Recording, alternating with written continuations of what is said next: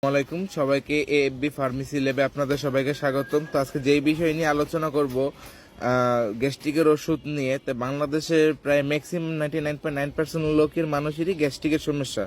তো এখন যেহেতু রমজান মাসে গ্যাস্ট্রিকের এমনিতেই অনেক সমস্যা হয়। তো গ্যাস্ট্রিক ওষুধ খাওয়ার নিয়ম হলো খাওয়ার আধা ঘন্টা আগে, কিন্তু এখন যেহেতু রমজান মাস, ইফতারের আগে তো গ্যাস্ট্রিক ওষুধ খাইতে পারবে না। তো কোন কোন গ্যাস্ট্রিকের ওষুধ ইফতারের পর খেতে পারবে, তো সেই বিষয় নিয়ে আজকে ছোটখাটো আলোচনা করব। তো আমার কাছে যেটা আছে সেটা হলো ফিনিক্স হলো র্যাবেপ্রাজল। এই র্যাবেপ্রাজল জাতীয় যেসব ওষুধ আছে সেটা ইফতারের আধা ঘন্টা পর খেতে পারবে। তারপর আছে হলো আপনার এই যে প্যান্টোনিক্স 20, প্যান্টোপ্রাজল, এটাও খাওয়ার আধা ঘন্টা পর খেতে পারবে।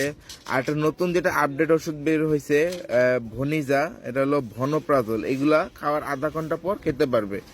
আবার সেহরির সময় আপনারা আবার খালি পেটেও খাওয়ার আধা ঘন্টা আগেও খেতে পারবেন। তো যারা গ্যাস্ট্রিক ওষুধ নিয়ে চিন্তায় আছেন, তো নো প্রবলেম, আপনারা এই 3টা ওষুধ খাওয়ার আধা ঘন্টা পর খেতে পারবেন। আরও যদি ভালো হয় ডাক্তারের পরামর্শ নিয়ে এই গ্যাস্ট্রিক ওষুধগুলো সেবন করলে সবচেয়ে বেশি ভালো হয়।